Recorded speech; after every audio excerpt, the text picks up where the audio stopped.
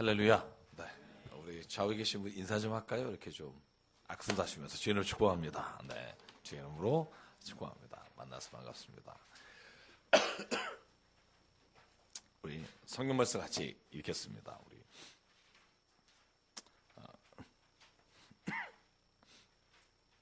아마 여기 그 본문은 맞는데요. 아마 베드로전서 4장 12절로 19절일 겁니다. 본문 말씀 맞습니다. 같이 저하고 이제 제가 12절, 여러분 13절 교독하겠습니다. 사랑하는 자들아, 너희를 연단하려고 오는 불시험을 이상한 일 당하는 것 같이 이상히 여기지 말고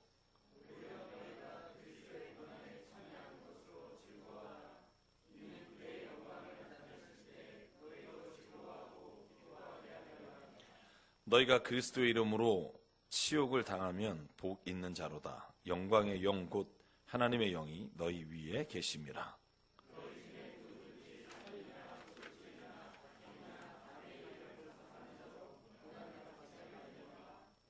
만일 그리스도인으로 고난을 받으면 부끄러워하지 말고 도리어 그 이름으로 하나님께 영광을 돌리라.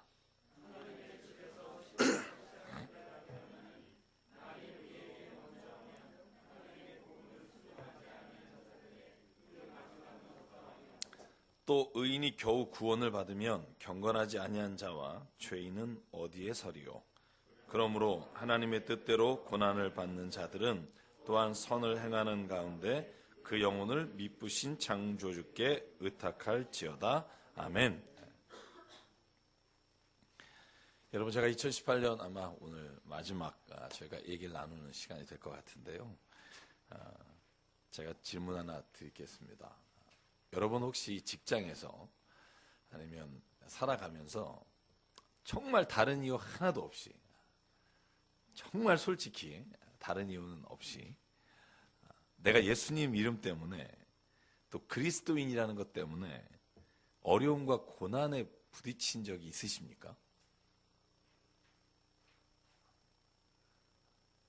여러분이 지각해서 그런 거 말고 내가 그리스도인이다. 그리고 주님이 말씀하시는 것, 이걸 내가 지켜야겠다라는 마음으로 내가 2018년에 너무나 어려웠고 힘든 일을 경험한 적이 있으시냐는 겁니다.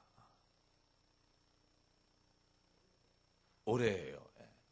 아니 뭐 작년까지 제가 이렇게 기회를 드리면, 네, 작년까지. 그러니까 여러분이 남을 속인 거 그런 거 말고 정말 예수님의 이름으로, 그리스도인이라는 이름으로. 여러분, 만약에 그런 일이 있는지 없는지 제가 잘 모르겠지만 예수님이 이렇게 말씀하신 걸 보면 아마 우리가 그리스도인으로 세상을 살면 이런 일이 있을 수밖에 없다는 걸 추측할 수 있습니다. 제가 마태복음 5장 11절에 읽을게요. 너희가 나 때문에 모욕을 당하고 박해를 받고 터무니없는 온갖 말로 비난을 받으면 복이 있다. 너희가 기뻐하고 즐거워하라. 하늘에서 받을 너희의 상이 크기 때문이다. 너희보다 먼저 온 예언자들도 이와 같이 박해를 받았다. 예수님이 세상을 살아가는 제자들에게, 자기를 만난 사람들에게 이렇게 말씀하셨어요. 너는 내 이름 때문에 핍박을 당하고 모욕을 당하고 심지어는 비난을 받을 것이다. 여러분, 너무 어렵게 생각하시는데요. 제가 이번에 교회에서 이제 연말에 이제 부서 간에 왜 감사를 하잖아요. 부서마다 회계에 오셔서 장부는 잘 정리했는지, 그리고 영수증은 있는지, 그리고 또 교회에서도 뭐 이런 거 있잖아요. 올해 이 돈 다 안 쓰면 내년에 못 받으니까 마지막에 잔치하는 경우도 있고 그렇잖아요. 우리 보도블록 갈듯이. 왜냐면 그 예산 안 쓰면 내년에 안 잡히니까. 근데 그러다가 시험 드시는 분이 많아요. 내가 최선을 다했는데 그 영수증 하나 없다고 감사 장로님이 뭐라 그러죠. 저희는 또 그래서 몇 군데는 또 내년부터는 가불로 하겠다 뭐 이러니까 억울하다 뭐 이런 생각하시는 분도 있고요. 저는 그걸 보면서 제가 찾아가서 그랬어요. 그 뭐가 억울하냐. 주일 하다 보면, 그리고 우리가 하나님이 우리에게 맡겨주신 일 하다 보면 당연히 그럴 수밖에 없다. 왜냐하면 사람이라는 게 다 생각이 달라서 다 내 마음 같지 않기 때문에 무슨 일을 하다 보면 서로 간에 의견 차이가 있는데 한 가지만 기억합시다. 우리가 주님의 교회를 잘 섬기고 주님을 위해서 일한다고 우리가 말하고 있기 때문에 내가 A라는 방법으로 하든 B라는 방법으로 하든 C라는 방법으로 하든 결국 사람의 의견은 다 다르지만 우리가 하나님이 우리에게 주신 그 교회를 잘 섬기기 위해서 의견이 다른 거니까 서로 그걸 용납하고 이해하는 것으로 가면 문제될 게 하나도 없다. 여러분도 그렇게 생각하십니까? 다 방법이 다르지 다 주님을 위해서 일하는 거라고 저는 생각해요. 저는 우리가 세상에서도 말입니다. 교회 말고 어떤 사람은 52주 시간 되니까 힘들어하는 분이 있어요. 저희 교우 중에 자영업 하시는 분들, 아니면 아르바이트 하시는 분들, 쓰시는 분들, 뭐 그래서 와서 말씀이 많아요. 이딴 법을 누가 만들었냐? 근데 여러분 그리스도인이요 만약에 52시간 해야 되는데 누군가 좀 더 일을 해야 돼서 내가 남아서 일한다 이잖아요. 손가락질 당해요. 목회자도 52시간 일하자 하는 운동이 있어요 요즘. 어떻게 해야 될까요? 시간의 수당은 1.5배 뭐 이렇게. 모르겠어요. 제가 나이가 들어가는지 모르지만 전 잘 이해가 안 가요. 그게. 전 늘 그렇게 배웠거든요. 아버님도 목사님이시고 형도 목사고 새벽이든 뭐 어떤 시간이든 만약에 하나님의 사람이 필요하다 그러면 달려가는 거지. 그걸 지금 아직 근무 시간 아닙니다. 이런 거 자체가 저는 아직 개념이 없어요. 근데 젊은 사람들은 요즘 보면 제가 교회에서 제일 늦게까지 있어요. 다 인사하고 가세요 먼저. 안녕히 계세요. 5시 되면 이렇게 가시는 분, 눈치보다 5시 반에 가시는 분.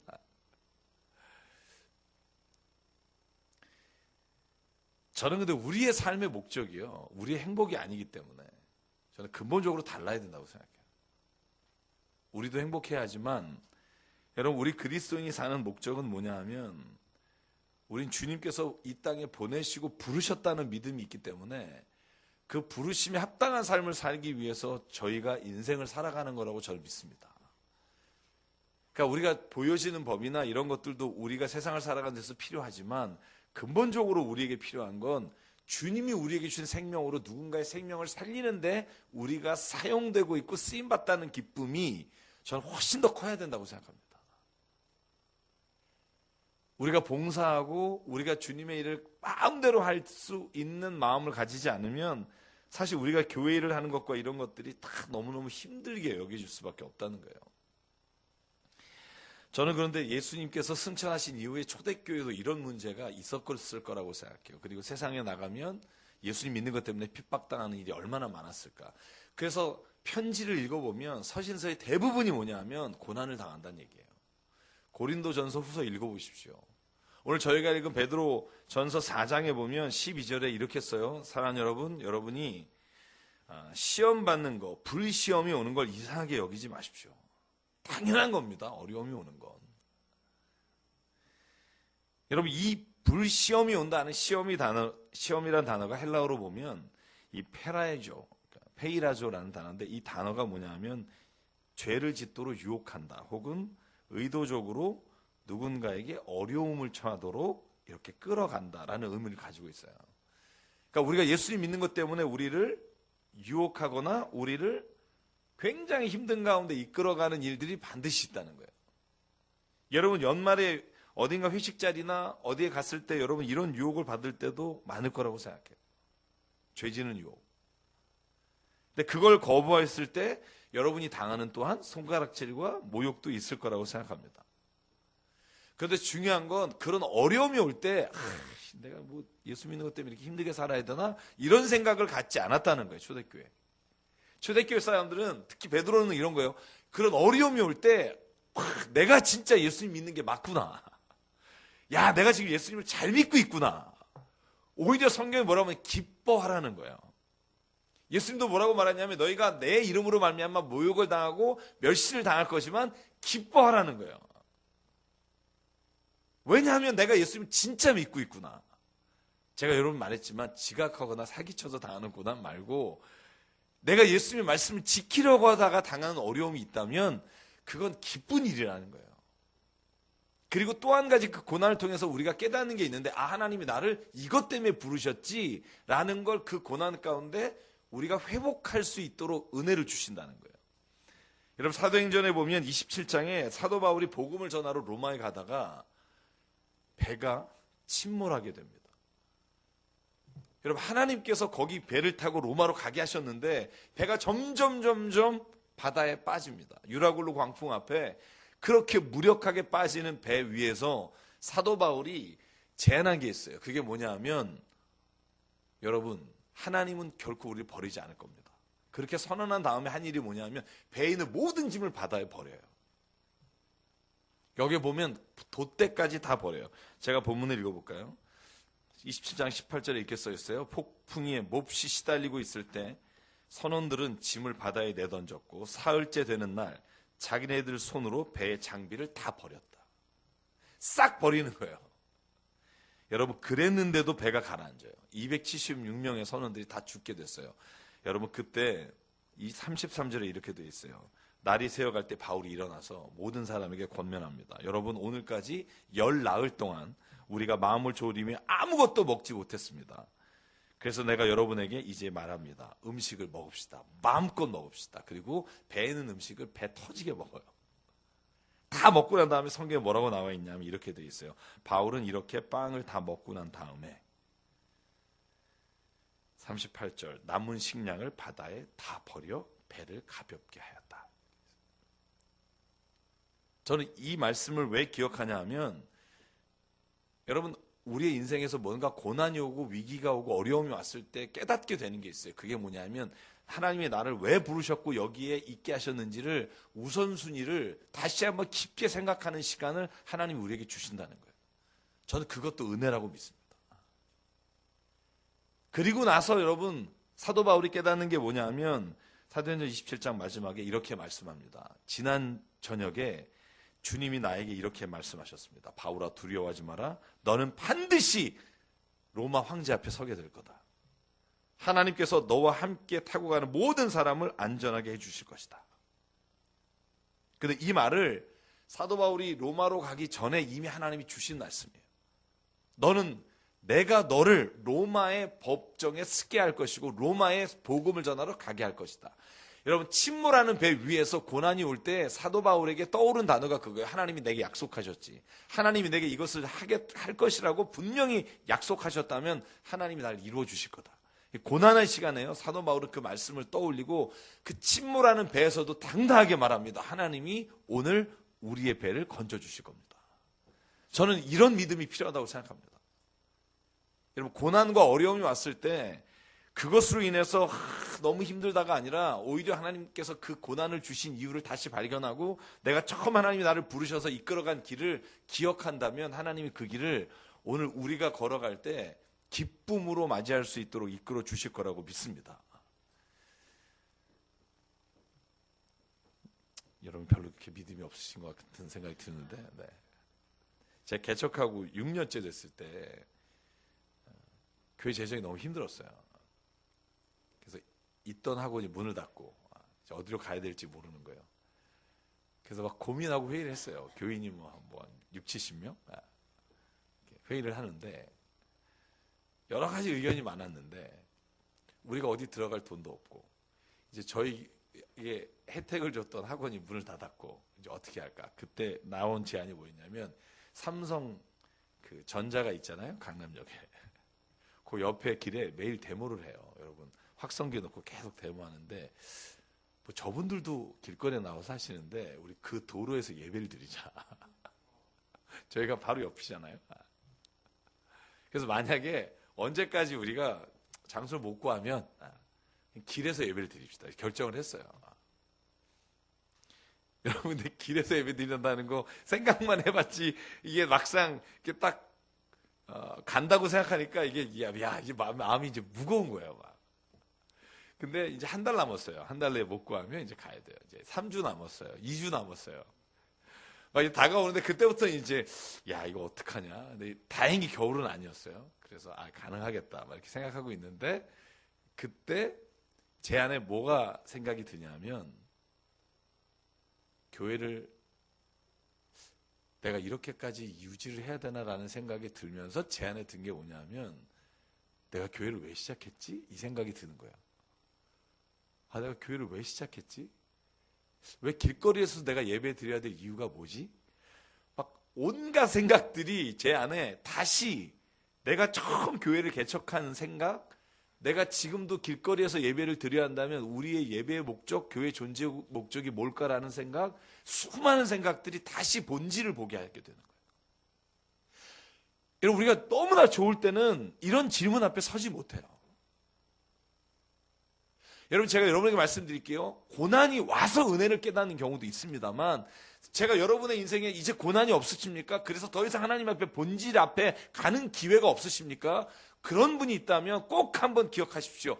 여러분이 본질적으로 다시 주님 앞에 설 수 있는 길은 고난당하고 있는 여러분의 형제, 여러분의 교회, 누군가에게 내가 동참하게 될 때 본질 앞에 설 수 있는 기회를 갖게 된다는 거예요.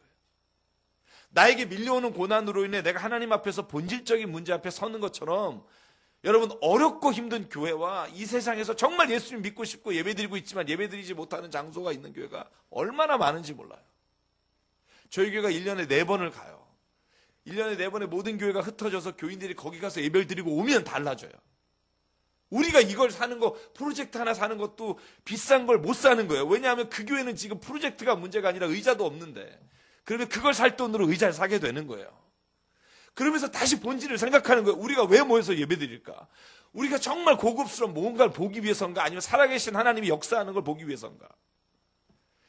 고난은요 유익해요. 왜냐하면 고난 앞에 섰을 때 내 존재가 아무것도 없을 때 나는 누군가라는 문제 앞에 서게 되고요. 본질적으로 내가 지금 누리고 있는 게 얼마나 은혜인가를 보게 되고요. 저희 교회를 얘기를 드린다면 한 주 전에 교대역에 음악 홀을 하시는 분이 그 소식을 알고 우리 홀에서 예배를 드리라고. 그래서 교대역에 있는 그 조그만 홀에서 음악 홀에서 주일마다 저희가 한 6개월을 예배 드렸어요. 그러다가 저희가 서희초등학교를 들어가게 되고 거기서 쫓겨나면서 저희가 이제 선전능력으로 오게 돼서 10년 동안 7년 동안 7번 이사했습니다. 그래서 교인들하고 각오하는 게 그거예요. 이런 경험을 통해서 하나님이 뭘 말씀하시는 걸까? 이렇게 예배드릴 곳조차 없는 곳을 우리 교회가 외면하지 않기를 원하시는 거다. 그게 우리 교회가 가야 될 길이다. 그걸 결심하고 나니까 오히려 하나님이 우리에게 주셨던 어려움과 고난들은 은혜가 되는 거예요.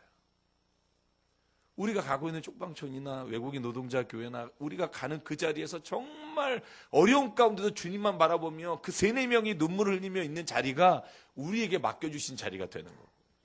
오늘 사도 바울의 고백이 그거예요. 뭐냐면 여러분 기뻐하십시오. 왜냐하면 여러분이 기뻐해야 될 이유가 여러 가지가 있는데 15절 여러분이 살인이나 아니면 도둑이나 악을 행하는 것으로 인해 고난을 당하는 것이 아니라 그리스도인으로서 고난을 당하는 것이기 때문에 여러분이 부끄러워할 것이 없다는 거예요. 누구나 인생에 어려움은 당해요. 인생에 누구나 다 시험은 들고 고통은 와요. 그런데 오늘 사도 바울이 말합니다. 여러분 그리스도인으로 고난을 당하는 걸 그러므로 그 부끄러워하지 말고 도리어 그 이름으로 하나님께 영광을 돌리는 자가 되십시오. 여러분 저와 여러분에게 이런 은혜가 있기를 주 이름으로 축원합니다. 욕심에 사로잡혀서 내가 죄의 돈의 노예가 돼서 내가 그러다가 고통을 당하거나 시험을 당하거나 어려움과 환난이 오는 게 아니라 주님의 말씀하신 선한 일을 지키려고 하다가 당하는 어려움은 우리에게 하나님께 영광을 돌리는 기회가 된다는 믿음. 저는 그 믿음 때문에 우리는 날마다 주님의 뜻을 이루어가는 기쁨이 우리의 삶에 있어야 된다는 거예요.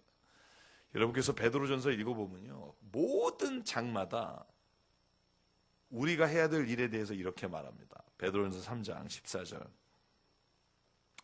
여러분 정의로운 일을 위해 고난을 받으십시오. 그러면 여러분에게 복이 있습니다.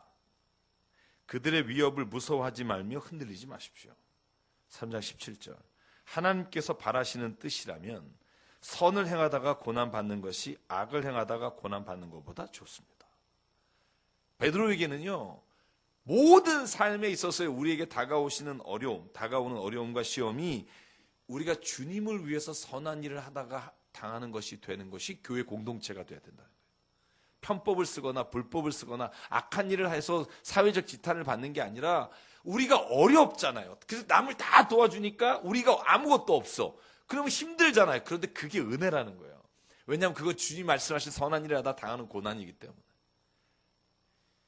여러분, 저도요, 어려운 분에게 돈을 빌려드렸다가 어려움을 당했어요. 한 2년. 지금까지. 기뻐요. 뭐 속은 끓을 때가 있지만. 왜냐하면 주님이 보여주신 일을 한 건데. 그리고 어차피 시작할 때부터 뭐 이건 못 받아도 된다고 생각하고요. 심지어는요, 돈이 있는 걸 아는데도 안 주시는 분이 있어요. 이번에 얼마 들어왔다 얘기까지 해요, 저한테 와서. 잊어버리신 것 같아. 여러분, 꿔준 사람은 기억해요. 꾼 사람은 잊어버릴지 모르지만 I don't care. 그분 예수님 잘 믿으면. 제가 여러분에게 간증했는지 모르겠습니다만, 제가 섬에서 목회하시는 그 목사님 방송할 때, 왜 여러분 기억나실 거예요. 섬에 아무도 없는 교회에서 28년을 목회하세요. 교회 예배 설교 막 하는데 앵글이 딱 회중석에 아무도 없어요. 그 목사님이 다리를 저시더라고요. 이 방송 나오시는데 다리 이렇게 저시면서 오세요. 왜 저시냐고 물어봤더니 교통사고 당하신 거예요. 그 마을 전체 섬주민이 36명인가 그런데 아무도 교회를 안 다녀요. 두 문중이 주일마다 뭐 그물을 정리하거나 할 때 빠지면 그 문중에서 아예 제명이 되기 때문에 목사님이 가면 너무 좋아하고 28년째 교회를 지키시니까 바닷가에서 한 사람 한 사람 이름을 다 불러요. 아침마다. 하나님 한 사람만 구원하고 제가 이 섬을 떠나기 원한다. 하나님 누구 가정 누구 이름을 쫙 불러요. 근데 그 중에 한 집안에 한 사람이 트럭 가지고 건물 짓다가 목사님이 신방하러 가는데 모르고 뒤로 후진하다가 친 거예요. 완전히 골절 정도가 아니라 으스러져서 병원에 입원했는데 경찰이 와서 그러는 거예요. 어쩔 수 없이 고소장을 쓰시라고. 그러면 접수가 되면 받을 수 있다고. 근데 그분이 하신 말씀이 뭐냐면 그거예요. 내가 여기에 예수님, 내가 지금 67세인가 그러세요. 한 명 전도하기 위해 지금 28년 있는데 이게 무슨 문제가 돼요. 저 고소 안 하겠다고. 그 집사님 위해서 기도하는 거예요. 그 집사님이 아니죠. 그 섬에 있는 그 최 누군데 그 사람 위해서 기도하는 거예요. 저 사람이 내가 이것을 용서한 것으로 인해 교회 다니겠다. 나오셔서 그렇게 말하는데 얼마나 제가 은혜를 받는지. 그 목사님 얘기하는 게 딱 하나요. 내가 이렇게 예수님 때문에 내가 예수님 때문에 이 일을 할 수 있고 예수님 때문에 이런 어려움이 온다면 난 이건 너무 기쁘다. 그 애들 학교에 다녀야니까 부인하고는 저쪽 어디 그 광주인지 어딘지로 무태 나가 있고요. 혼자서 식사하시고 드시는. 거기서 사시고. 은퇴가 얼마 안 남으셨어요. 여러분, 우리가 어려움을 당할 때 어떤 사람을 위해서 참으라는 게 아니에요. 내가 어떻게 하면 참아보겠다가 아니에요. 우리의 모든 일에 견뎌야 되는 이름은 예수 그리스도 그분의 이름을 위해서 우리가 견디고 참고 바라는 일이 일어나야 한다고 저는 믿습니다. 예수님 때문에.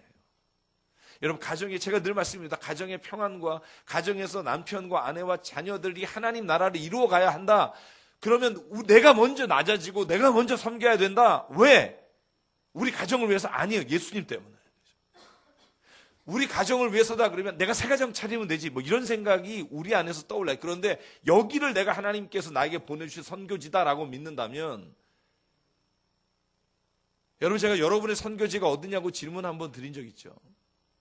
그 우리 교인들 다 그래요. 목사님 저는 말레이시아에 지금 선교하고 있고 아프리카에 선교하고 있고.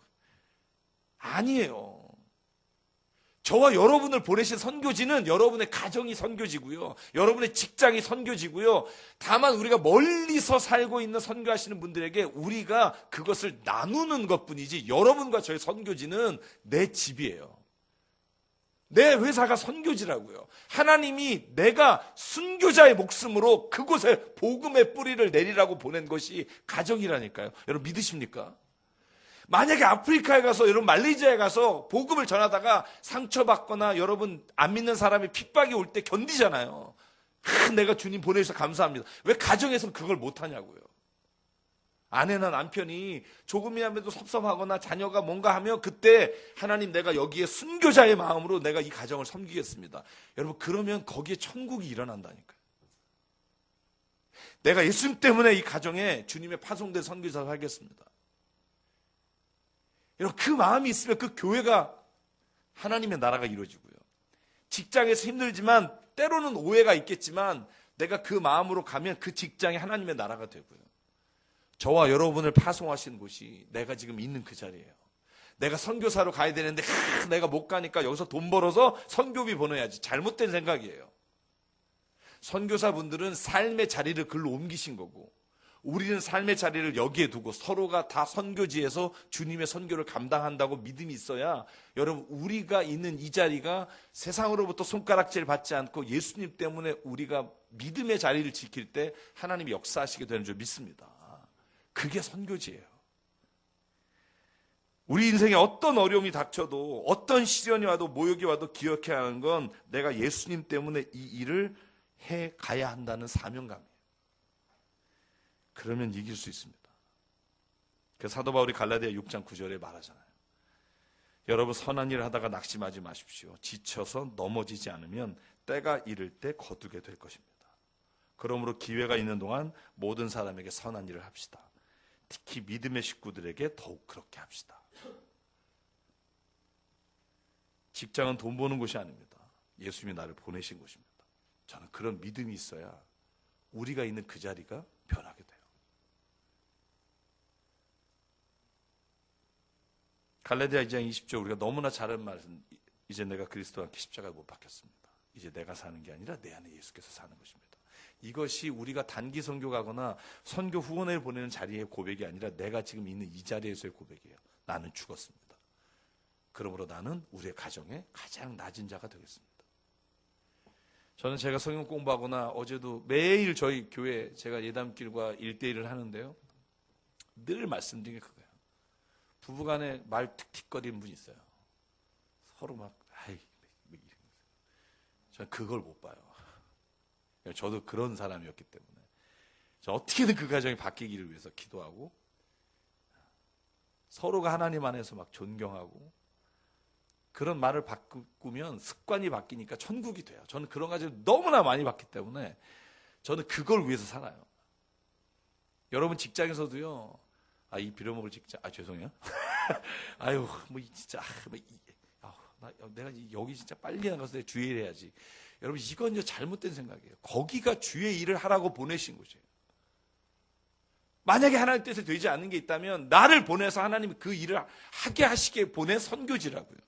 저 아침에 출근할 때 제가 여러분에게 부탁할게요. 아침에 출근할 때 하나님 내가 오늘 로고스면 로고스라는 선교지로 파송하는 내가 선교사로 나갑니다. 오늘 하루 내가 그 선교 현장에서 주님 순교의 마음으로 하나님의 뜻과 하나님의 일을 이루어가게 도와주십시오. 그리고 여러분 직장으로 가보십시오. 그러면 보인다니까요. 그 퇴근할 때 여러분 기도하십시오. 하나님 이제 가정이나 선교지로 내가 파송됩니다. 하나님 들어가서 내가 회사에서 받은 스트레스를 푸는 장소가 되지 않게 하시고 그곳에서 섬기며 오늘 내가 순교하는 마음으로 그 자리를 하나님의 나라로 바꾸도록 오늘 나를 파송해 주십시오. 기도하고 가정에 들어가시라고요. 그럼 거기에서 하나님이 어떻게 일하시는지 보라고요. 하나님은요 거기를 천국으로 바꾸신다. 저는 제가 교인들에게 늘 말해요. 난 여러분 때문에 목회하는 게 아닙니다. 예수님 때문에 목회합니다. 그러니까 곧 예수님이 목회의 자리를 바꾸시면 저는 갑니다. 다만 더 좋은 곳으로는 안 가게 하실 겁니다. 기뻐하시는 곳으로 갈 겁니다. 저는 짧은 인생 살았지만 사람 의지하고 믿다가 절망에도 빠져봤고요. 제 자신 잘난 척하고 높이 올라가려다가 나락으로 추락도 해봤고요. 욕망 채우려고 발버둥 치다가 나 자신에게 철저하게 실망도 했기에 이제 내가 기대하는 건 예수님 때문에 내 머리가 아니라 내가 좋아하는 게 아니라 주님이 원하시면 그게 저희가 가야 될 길이라고 생각해요. 그게 주님이 우리를 부르신 이유. 내가 해야 하는 모든 게 예수님 때문에. 그렇게 바뀌는 순간 우리의 삶에서 보이지 않던 게 보이고요. 내가 이런 일은 내게 아니야 라고 했던 게 나의 일로 바꿔주시는 은혜가 있고요. 우리가 있는 모든 서 있는 자리가 하나님께서 만지시고 일하시는 자리가 되도록 인도해 주신다는 거예요. 사도 바울이 우리에게 이렇게 직격탄을 던지는 질문들 여러 번 합니다. 갈라디아서 1장 10절. 내가 지금 사람들의 마음을 기쁘게 하려고 하고 있는가? 아니면 하나님의 마음을 기쁘시게 해드리려고 하는 것인가? 사람의 환심을 사려고 하고 있는 건가? 아니면 내가 하나님의 환심을 사려고 하는 건가? 내가 만약에 사람의 환심을 사려고 한다면 나는 그리스도의 종이 아닙니다. 저는 이 고백이 늘 내 삶에서 고백될 때 하나님이 우리를 통해서 그 일들을 이루어 가시는 것을 볼 수 있다고 믿습니다. 그래서 사랑하는 여러분, 저는 오늘 이 시간 마지막으로 말씀 나누고 싶어요. 여러분이 지금 무엇을 하고 계시고 또 2018년 마지막에 어떤 결정 앞에 서 있는지, 그때 그 결정의 기준이 예수님 때문이 되기를 원합니다. 예수님 때문에 내가 이렇게 하겠습니다. 내년에 내가 좀 더 좋은 자리, 내가 좀 더 무언가를 위해서도 우리가 어쩔 수 없이 생각할 거예요. 그런데 한 번은 예수님 때문에 내가 이런 결정을 하겠습니다. 예수님 때문에 내가 오늘 이 자리에 가겠습니다. 예수님 때문에 오늘 하나님이 말씀하시는 그 길을 걷겠습니다. 저는 그렇게 우리가 고백하고 살 때 하나님은 반드시 역사하시고요. 하나님은 그 길을 주님의 길로 바꿔주시는 것을 보면서 갈 수 있도록 인도해 주실 줄 믿습니다. 그래서 매 순간 숨쉬는 모든 것, 우리가 예수님 때문에 우리가 그 말씀 기억하면서 오늘 잠깐 기도했으면 좋겠습니다.